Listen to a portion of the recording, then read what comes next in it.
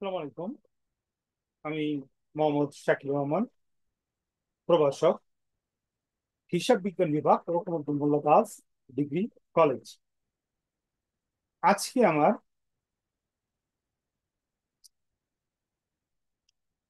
YouTube চ্যানেলের ক্লাসের subject হচ্ছে উচ্চ মাধ্যমিক হিসাব বিজ্ঞান প্রথম পত্র। উচ্চ মাধ্যমিক হিসাব বিজ্ঞান প্রথম পত্রে আজকে আমরা উম, আলোচনা করব ঢাকা বোর্ড 2024। তো আমরা বোর্ড কোশ্চেনে চলে যাই।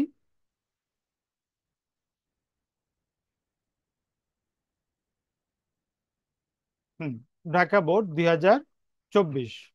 ওকে। তো এক নম্বর কোশ্চেন হচ্ছে, হিসাব বিজ্ঞান হলো তথ্য ব্যবস্থা। হিসাব বিজ্ঞানকে কি বলা হয়? তথ্য ব্যবস্থা বলা হয়। অগ্রিম বীমা আধুনিক পদ্ধতিতে অগ্রিম বীমা আধুনিক পদ্ধতিতে কোন শ্রেণী হিসাব? যে কোনো খরচের অগ্রিম হচ্ছে সম্পত্তি। তো অগ্রিম বীমা খরচের অগ্রিম, তার মানে কি এটা সম্পত্তি। ডেবিট নোটে উল্লেখ থাকে পণ্যের পরিমাণ, পণ্যের দর এবং কারবারি বার্তা।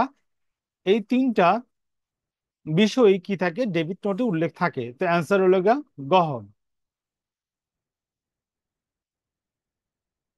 নিচের উদ্দীপকটি পড়ে 4 এবং 5 নম্বর প্রশ্নের উত্তর দাও। 2023 সালের 1 জানুয়ারি তারিখে ফাহিম নগদ 3 লাখ টাকা, পণ্যদ্রব্য 1 লাখ টাকা এবং 60,000 টাকা ঋণ নিয়ে কারবার আরম্ভ করে। 60,000 টাকা ঋণ গ্রহণ করার ফলে সমীকরণের কি প্রভাব ফলে? সম্পত্তি বৃদ্ধি পাইব এবং দায় বৃদ্ধি পাইব। এ প্লাস এ সমান সমান এল প্লাস ওই সম্পত্তি কি পাইব? বৃদ্ধি পাইব। আর কি পাইব? দায় বৃদ্ধি পাইব। মিস্টার ফাহিমের মূলধনের পরিমাণ কত? মিস্টার ফাহিমের মূলধনের পরিমাণ হলো 4 লাখ টাকা। 3 লাখ টাকা যোগ 1 লাখ টাকা সমান সমান 4 লাখ টাকা। একটি দ্রব্যের তালিকা মূল্য 30,000 টাকা এবং কার্বের বাটা 10%, নগদ বাট্টা 5%। নগদ বাট্টার পরিমাণ কত? নগদ বাট্টার পরিমাণ হইল 1350 টাকা। নগদ বাট্টার পরিমাণ হইল 1350 টাকা। তো আমরা চলে যাই, একটু বোর্ডে চলে যাই, বোর্ডে যে একটু ব্যাখ্যা দেই।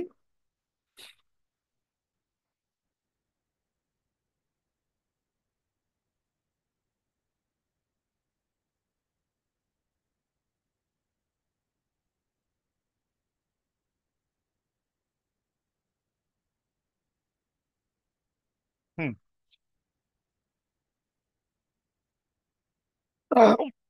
হুম।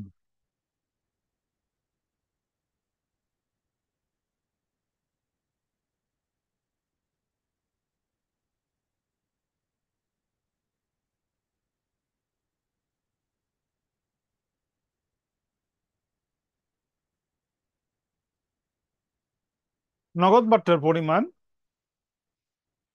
হুম, এখানে ক্রয় মূল্য হইলো আমার কত? 30,000 টাকা। ক্রয় মূল্য কত? 30,000 টাকা। এখানে কারবারি বাট্টা তো আমরা জানি কি কারবারি বাট্টা হিসাবে অন্তর্ভুক্ত হয় না। ঠিক আছে, তো মাইনাস 30,000 গুণ 5%। ওকে। 30,000 গুণ 5%, এই টাকাটা বাদ দিয়া যেটা বেরোবো ওইটার উপরে কত? 5%। হ্যাঁ, কারো এবারটার পরিমাণটা আমরা ভুল লিখছি। কারো এবারটা পরিমাণ কোশ্চেনে দেওয়া আছে 10%।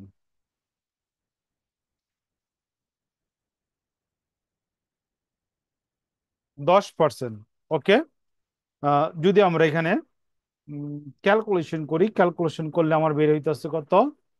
1350 টাকা। কি করে ক্যালকুলেশন বের হইতেছে? যদি আরেকটু ডিটেলস করতে চাই আমরা, এখানে 3,000, 30,000 বিয়োগ 3,000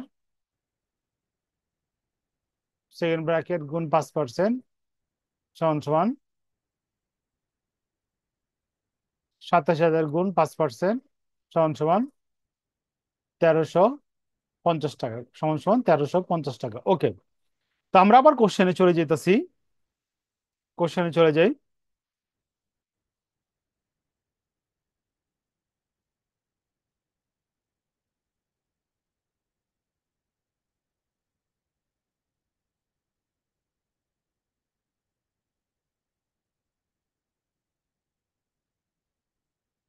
কোশ্চেনে চলে যাই। ডিপোজিট ইন ট্রানজিট অর্থ পরিবহনাধীন চেক, অর্থাৎ যেই চেকটা কি করা হয়েছে, ব্যাংকে ডিপোজিট করা হয়েছে ইন্টার ব্যাংকিং ট্রানজেকশন নিষ্পত্তি করার জন্য। চেকটা কি হয়েছে, অনলাইনে প্রসেসিং আছে, এমন চেকটা কি বলা হয়, ডিপোজিট অন ট্রানজিট বা পরিবহনাধীন চেক। ব্যাংক কর্তৃক ধার্যকৃত চার্জ নগদান বইয়ের ক্রেডিট করা হয় এবং ব্যাংক হিসাবে কি করা হয়, ডেবিট করা হয়। তার মানে অ্যান্সার কি, ক।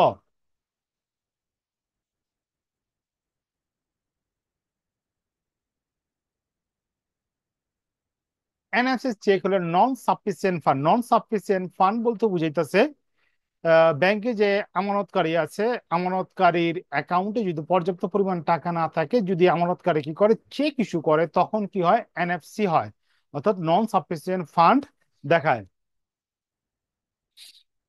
দ্বৈত জের সংশোধন পদ্ধতিতে ব্যাংক সমন্বয় বিবরণী, নগদান বই এবং ব্যাংক বিবরণী উভয় উদ্ধৃত্ত নিয়ে করা হয়। মিলকরণের ক্ষেত্রে উভয় উদ্ধৃত্ত সমান হয়, ব্যাংকের সঠিক উদ্ধৃত্ত পাওয়া যায়। অ্যান্সার হলো গহ।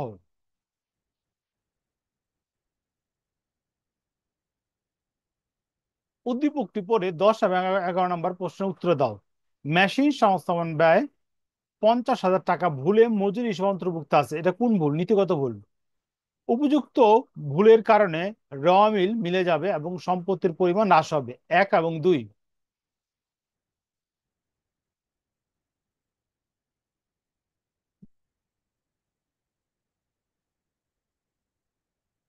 প্রারম্ভিক মজুদ 25,000 টাকা, ক্রয় 1,50,000 টাকা, বিক্রয় 2 লক্ষ টাকা, সমপরিমাণ পণ্য 30,000 টাকা, সমন্বিত ক্রয় কত। তো আমরা জানি সমন্বিত ক্রয় সমান সমান প্রারম্ভিক মজুত পণ্য যোগ ক্রয়, প্রারম্ভিক মজুত পণ্য যোগ ক্রয় বা সমপরিমাণ পণ্য। প্রারম্ভিক মজুত পণ্য দেওয়া আছে এখানে আমার 25,000 টাকা, যোগ ক্রয় হলে 1,50,000 টাকা, বাদ সমপরিমাণ পণ্য দেওয়া আছে 30,000 টাকা, দিলে আমার এখানে হইতেছে 1,45,000 টাকা। নিচের উদ্দীপকটি পড়ো, 14 এবং 15 নম্বর প্রশ্নের উত্তর দাও। 2023 সালের 1 মার্চ তারিখে মিস্টার মোস্তাক 210 নেট 30 এই শর্তে 20,000 টাকার পণ্য ক্রয় করলো। 210 নেট 30 অর্থ হইলে 2% বার্তা পাবে যদি 10 দিনের মধ্যে টাকা পরিশোধ করে, এবং সর্বোচ্চ 30 দিনের মধ্যে টাকা কি করতে হবে, পরিশোধ করতে হইব। এই কন্ডিশনে কি করছে, 20,000 টাকার মাল মিস্টার মোস্তাক কি করছে, বিক্রি করছে। 10ই মার্চ তারিখ উক্ত পণ্য মূল্য পরিশোধ করলে বাট্টার পরিমাণ কত হইব, বাট্টার পরিমাণ কত হইব। ওকে, এখানে খেয়াল করি আমরা, 10ই মার্চ 1 তারিখ, তার মানে 10ই মার্চ তারিখে যদি বাট্টা করে, তো কি হইব, 2% বাট্টা পাইব। তার মানে কি, 20,000 টাকা গুণ 2% সমান সমান 400 টাকা। 400 টাকা কি পাইব, বাট্টা পাইব। যদি 10 দিনের মধ্যে টাকা পরিশোধ করে, যদি 10 দিনের মধ্যে টাকা পরিশোধ না করে, তাহলে কি করতে হইব, মিস্টার মোস্তাকরে 20,000 টাকা কি করতে হইব, পরিশোধ করতে হইব, এবং সর্বোচ্চ 30 দিনের মধ্যে টাকা অবশ্যই তাকে কি করতে হইব, পরিশোধ করতে হইব। কারণ এই কন্ডিশনে কি করা হয়েছে, তার কাছে পণ্য, আহ তার কাছ থেকে পণ্য কি করা হয়েছে, ক্রয় করা হয়েছে। আমরা চলে যাচ্ছি 15 নম্বর কোশ্চেন আমাদের।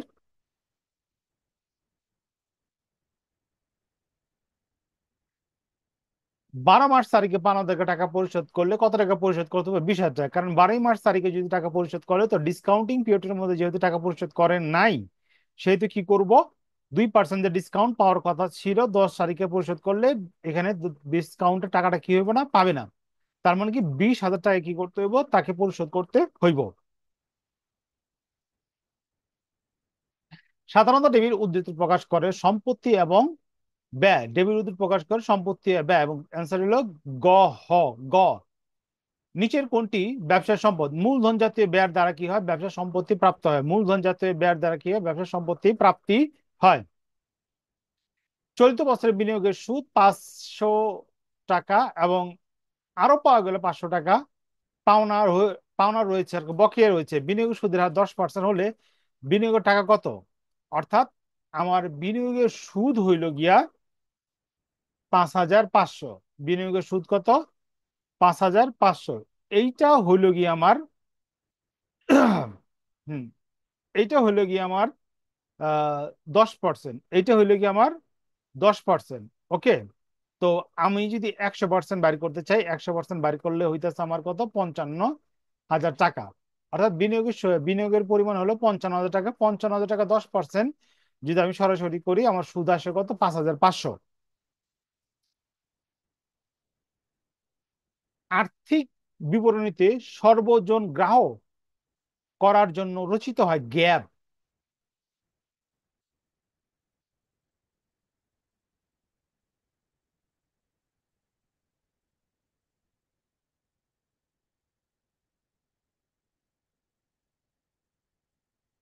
রেওয়া মিলে বেতন প্রদান 30,000 টাকা যদি উক্ত বেতন 3 মাসের অগ্রিম প্রদান অন্তর্ভুক্ত থাকে, চলিত বছরের বেতনের পরিমাণ কত? ওকে, আবার একটু বুঝি। রেওয়া মিল বেতন দেওয়া আছে কত? 30,000 টাকা। ওকে। এখানে বলতেছে 3 মাসের বেতন অগ্রিম দেওয়া হয়েছে, তার মানে রেওয়া মিলে বেতনের দেওয়া আছে কত? 15 মাসের। রেওয়া মিল বেতন দেওয়া আছে কত? 15 মাসের, ভাগ 15 গুণ 3 সমান সমান কত আসে? 24,000 টাকা।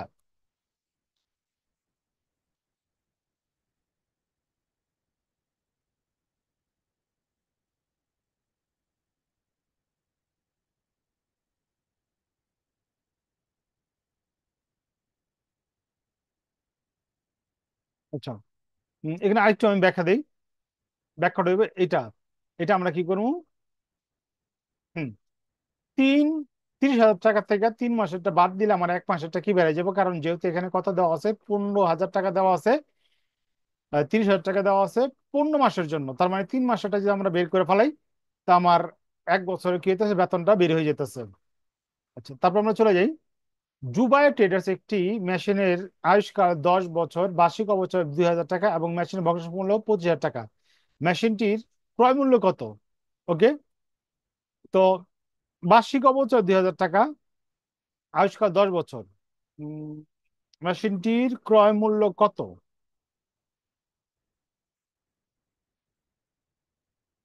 মেশিনটির ক্রয় মূল্য আহ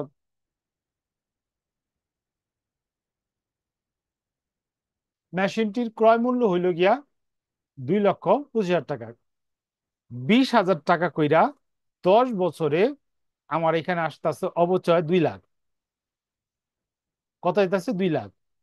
এবং 25,000 টাকা কি হইলো? মেশিনের ভগ্নাবশেষ মূল্য। দুইটা যোগ করলে আমার কত হয়েছে? 2 লাখ।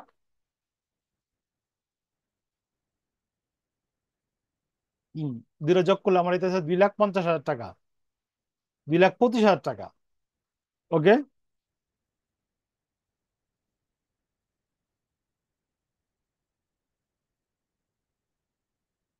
হুম অবচয় একটি আন্তঃলেনদেন, ব্যবসায়িক লেনদেন এবং অনগত লেনদেন। অ্যান্সার কত? 3। গহ 1 2 3। কন্টেন্টটি হলো গিয়ে পুঞ্জীভূত অবচয়। কন্টেন্টটি কি? পুঞ্জীভূত অবচয়।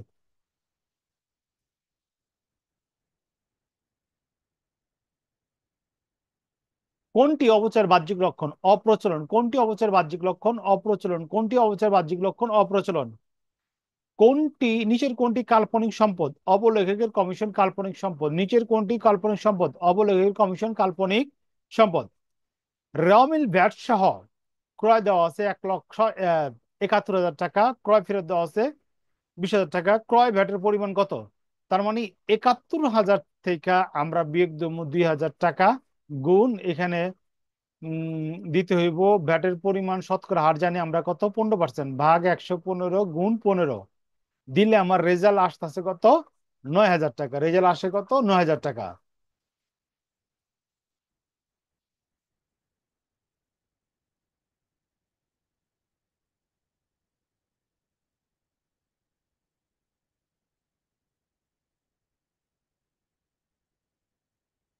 9,000 টাকা। ক্রয়ের উপর লাভের হার 25% হলে বিক্রয়ের উপর লাভের হার কত হইব? 20%। বিক্রয়ের উপর লাভের হার কত হইব? 20%। তো এই জিনিসটা আমরা একটু দেখাই। 25 গুণ 125 গুণ 100 সমান সমান কত? 20%। জনাব শাফি একজন ব্যবসায়ী, তিনি নীরবের নিকট থেকে 80,000 টাকার পণ্য 5% বাট্টায় বিক্রি করে নগদ 20,000 টাকা, 40,000 টাকা চেক পেল। পরবর্তীতে নীরব 5,000 টাকা বাট্টা প্রদান করে অবশিষ্ট টাকা গ্রহণ করলো। ওকে, ভালো কথা। তো অবশিষ্ট কত টাকা গ্রহণ করলো? 80,000 টাকায় 5% বাট্টায় বিক্রি করছে। ওকে, 5% বাট্টা কি করছে? বিক্রি করছে। তো আমরা জানি কার্বের বাট্টা কি হয় না, হিসেবে অন্তর্ভুক্ত হয় না। আচ্ছা, এই জিনিসটা আমরা একটু বোর্ডে চলে যাই। বোর্ডে চলে গেলে বেটার হইব বোঝার জন্য।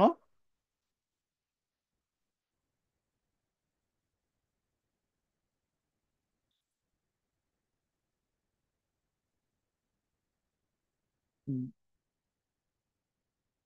এটা হইতেছে আমার 28। এটা হইতেছে আমার কি, 28 নাম্বার। তো আমরা লিখি। হুম,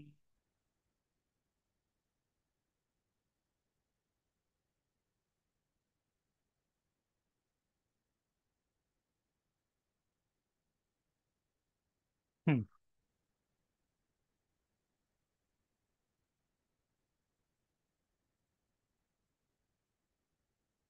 ধারে বিক্রয়ের পরিমাণ, ধারে বিক্রয়ের পরিমাণ, পরিমাণ সমান সমান বিক্রি করছে কত? 80,000 টাকা কি করছে? পণ্য বিক্রি করছে। ওকে, এইখান থেকে কার্বের বাট্টায় বিক্রি করছে কত? 5%। কার্বের বাট্টায় বিক্রি করছে কত? 5%। ওকে, এইখান থেকে নগদে পাইছে হইলো কি আমার 20,000, চেকে পাইছে হইলো কি আমার 40,000। চেকে পাইছে কত? 40,000। ওকে, সমান সমান যদি এগুলো আমরা ক্যালকুলেশন করি, তো আমার রেজাল্ট আছে কত? 16,000 টাকা। ওকে।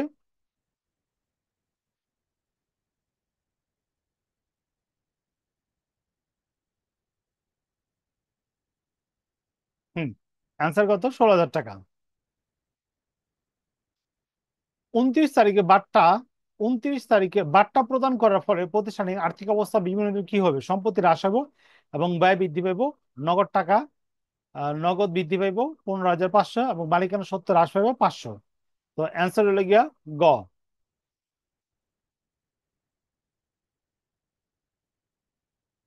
হুম। জনাব আকিব 2000 সালের শুরুতে দ- 1 লক্ষ টাকা একটি মেশিন ক্রয় করেন। 5 বছর মেশিন আজকাল 5 বছর সরলরৈখিক পদ্ধতিতে অবচয় ধার্য করে। ভালো কথা। 2023 সালে মেশিনটির 550,000 টাকা বিক্রি করা হয়। ওকে, তার মানে কি মেশিনটা খাটছে কত? 2021, 22, 23। ওকে, অবচয় ধার্য করে সরলরৈখিক পদ্ধতিতে। তো 1 লক্ষ ভাগ 5 কত? 1 লক্ষ ভাগ 5 দিলে আমার এখানে কত হইতেছে? 20,000। গুণ কয় বছর খাটছে? 3,000। তো মেশিনটার অবচয় কত হইলো? 60,000। ওকে, মেশিনের দাম আসলে 1 লাখ। 1 লাখ টাকাতে যদি আমি 60,000 বিয়োগ দিয়ে দেই, আমার হইতেছে কত? মেশিনটির বুক ভ্যালু হইতেছে কত? 40,000। এই 40,000 টাকা সম্পত্তি আমি কি করছি? 50,000 টাকা বিক্রি করছি। তার মানে আমার মুনাফা হয়েছে কত? 10,000। তার মানে আমার মুনাফা হয়েছে কত? আমার 10,000। তো আজকে আমরা সলিউশন করলাম ঢাকা বোর্ড 2024। পরবর্তী লেকচারে আমরা সলিউশন করব পরবর্তী বোর্ড কোশ্চেন, রাজশাহী বোর্ড 2024। তো আজকের মতো আমার ইউটিউব ক্লাসের লেকচার এখানেই সমাপ্তি। পরবর্তী লেকচার দেখার জন্য আমন্ত্রণ রইল।